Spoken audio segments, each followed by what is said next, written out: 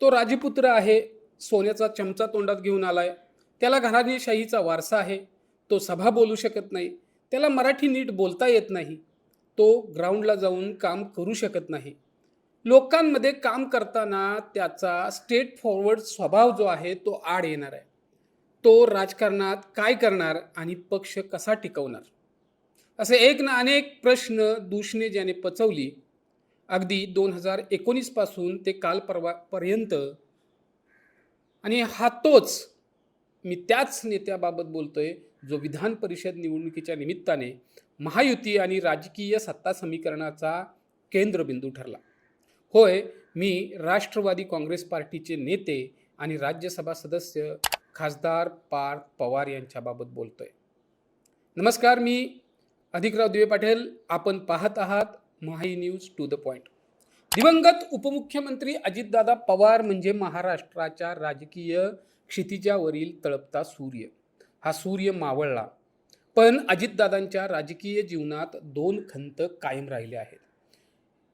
म्हणजे महाराष्ट्राच्या राजकीय इतिहासात त्यांची नोंद ठेवली जाईल असे एक म्हणजे अजितदादा हे महाराष्ट्राला न लाभलेले सर्वोत्कृष्ट मुख्यमंत्री होते. या वाक्याला स्वतः मुख्यमंत्री देवेंद्र फडणवीस यांनी दुजोरा दिला होता.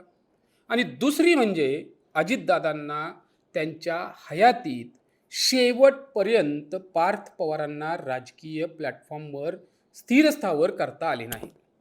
पण आजच्या घडीला राष्ट्रवादीमध्ये 101 दिग्गज असताना, अनुभवी आणि मातब्बर असताना पार्थ पवार हेच डिसिजन मेकर झाले आहेत.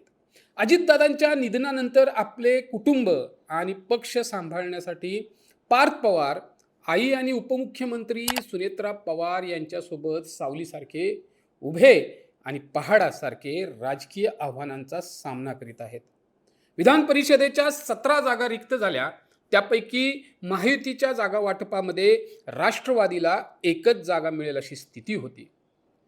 एकदा निर्णय घेतला की तो बरोबर आहे हे सिद्ध करण्यासाठी प्रचंड मेहनत घेण्याचा स्वभाव जो काही अजित पवारांचा होता, त्याच अजित पवारांचा हा राजकीय वारसदार विधान परिषदेच्या निवडणुकीच्या निमित्ताने नव्या दमाच्या आणि स्वतःच्या मर्जीतील उमेदवारांना संधी देण्यासाठी राजकीय मुत्सद्देगिरीची चुणूक दाखवतो.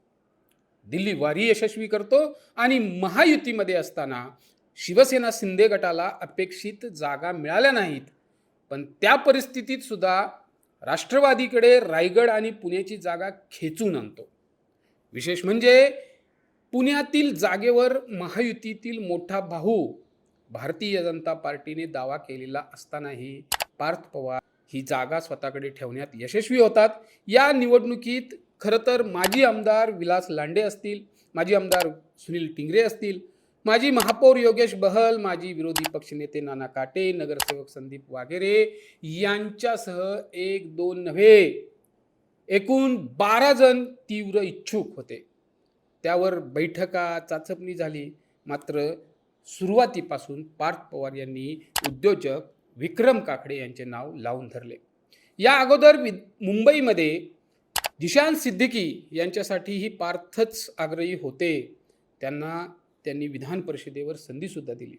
त्यामुळे पार्थ आता पक्षात कुणाचीही ऐकत नाहीत, किंबहुना हम करे सो कायदा अशी भूमिका घेतात, अशी चर्चा सुरू झाली. पुणे आणि पिंपरी चिंचवडमध्ये नाराजी उफाळून आली. माजी आमदार विलास लांडे म्हणाले की हा कोणत्या खाणीतून हिरा शोधून काढलाय आम्हाला माहीत नाही. उमेदवारी देताना आर्थिक निकष लावलेला आहे. दुसऱ्या बाजूला नगरसेवक संदीप वाघेरे म्हणाले की राष्ट्रवादीमध्ये आता राम शिल्लक राहिला नाही. अजित पवार राम होते, आता लव आणि कुश निर्णय घेतात. निष्ठावंतांना संधी मिळत नाही. त्यामुळे आता पार्थ पवार यांनी घेतलेल्या निर्णयावर चौपेर टीका आणि नाराजी व्यक्त होत असतानाच एखादा अनप्रेडिक्टेबल निर्णय घ्यावा आणि तो योग्य आहे किंवा होता हे सिद्ध करावे, इथपर्यंतचा प्रवास पार्थ पवार यांना यशस्वी करावा लागणार आहे. आणि तो ते करतील यात शंका असण्याचे कारणही नाही. 7-8 वर्षापूर्वी म्हणजे साधारणपणे 2019 लोकसभा निवडणुकीची धामधूम सुरू होती. मावळ लोकसभा मतदारसंघातून पार्थ पवार यांना उमेदवारी देण्यात आली. समोर होते शिवसेनेचे खासदार श्रीरंग बारणे. याच निवडणुकीच्या दरम्यान एका मुलाखतीमध्ये श्रीरंग बारणे यांनी विचारलेला प्रश्न अत्यंत महत्त्वाचा आहे. पार्थ पवार? कोण पार्थ पवार? हा प्रश्न प्रचंड चर्चेचा विषय ठरला. त्यावेळी परिस्थिती ही तशीच होती. महाराष्ट्राच्या राजकारणातील धुरंधर घराणे म्हणून ओळख असलेल्या पवार कुटुंबातील तिसरी पिढी राजकारणात पदार्पण करत होती. मात्र पार्थ पवार हे नाव जनसामान्यांसाठी नवीनच होते. पण थेट लोकसभा निवडणुकीत उडी घेतलेल्या पार्थ पवार यांना या निवडणुकीमध्ये पराभव स्वीकारावा लागला. मात्र हारतील ते पवार कसले? या पराभवाने पार्थ खचले नाहीत. उलट त्यांनी शांतपणे स्वतःला सावरत नवी सुरुवात केली. आजही पार्थ युती, महायुती आणि जागा वाटपाच्या बुद्धिबळाच्या डावामध्ये एक चाल आपल्याला यशस्वी करताना दिसत आहे. कसलाही गाजावाजा नाही, कोणताही आक्रमक प्रसिद्धीचा हाव नाही. पार्थ यांनी सामाजिक क्षेत्रात हळूहळू का असेना पण ठामपणे आपली पावले रोवायला सुरुवात केलेली आहे. त्यांच्या या संयमी आणि अभ्यासू शैलीमुळे केवळ युवा वर्गातच नव्हे तर राजकारणातील ज्येष्ठ आणि अनुभवी नेतेही पार्थ पवारांकडे आश्वासक चेहरा म्हणून पाहत आहेत. कारण महाराष्ट्राच्या राजकारणात ज्यांच्या नावाशिवाय कोणतेही समीकरण पूर्ण होत नाही ते नाव म्हणजे राष्ट्रवादी काँग्रेसचे संस्थापक माजी केंद्रीय मंत्री शरद पवार.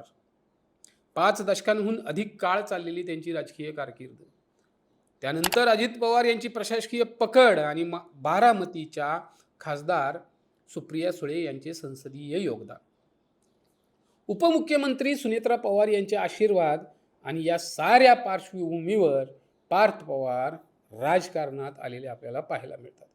राज्यसभेवर खासदार झाले आणि आता पक्षाचे निर्णय घेणारे डिसिजन मेकर नेते सुद्धा पार्थ पवार झालेले आहेत. आणि गेल्या 4 महिन्यांतील त्यांच्या निर्णयांची पद्धत आणि कसोटी पाहता पार्थ पवार नव्या विचारांची नांदी आहेत, नव्या विचारांसाठी संधी आहेत. आणि हे सांगण्यासाठी कोणत्याही ज्योतिषाची आवश्यकता आहे असं दिसत नाही. वयाच्या अवघ्या 28व्या वर्षी त्यांनी मावळ लोकसभा मतदारसंघातून अत्यंत कडवी झुंज दिली. स्वतःपेक्षा दुप्पट वयाच्या अनुभवी उमेदवाराविरोधात दिलेल्या या लढतीने पार्थ यांनी कार्यकर्ते, महिला, युवक, ज्येष्ठ नागरिकांची मने जिंकलेली आहे. आणि त्यामुळेच 2019च्या वादळी राजकीय वातावरणात पार्थ पवार हे नाव अक्षरशः राज्यभर सर्वाधिक चर्चेत राहिले. प्रसारमाध्यमांच्या किंवा राजकीय विश्लेषकांच्या टीकेचे धनी ठरले. पण तेच पार्थ पवार मधल्या काळात राजकारणात उभारी घेऊ शकणार नाहीत असे वाटत असताना आपल्या वडिलांच्या निधनानंतर मात्र जबाबदारी खांद्यावर घेत झपाटून कामाला लागले.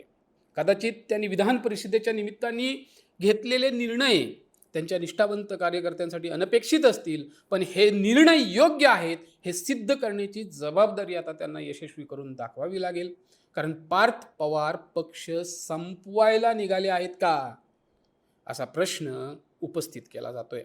आगामी 2029च्या लोकसभा आणि विधानसभा निवडणुकीच्या निमित्ताने पार्थ पवार यांना पक्षाची विस्कटलेली घडी बसवण्याची ही एक संधी आहे. ते या संधीचं सोनं करतील काय असा खरा प्रश्न आहे. पण तुर्तास तरी पार्थ पवार हा महाराष्ट्राच्या राजकीय क्षितिजावरती उगवता सूर्य म्हणून समोर येत आहेत. याबाबत तुमच्या प्रतिक्रिया काय आहेत आम्हाला नक्की कमेंट बॉक्समध्ये कळवा. तोपर्यंत धन्यवाद. जय हिंद. पाहत रहा महा ई न्यूज, लढाई सत्याची, लोकशाहीच्या हक्काची.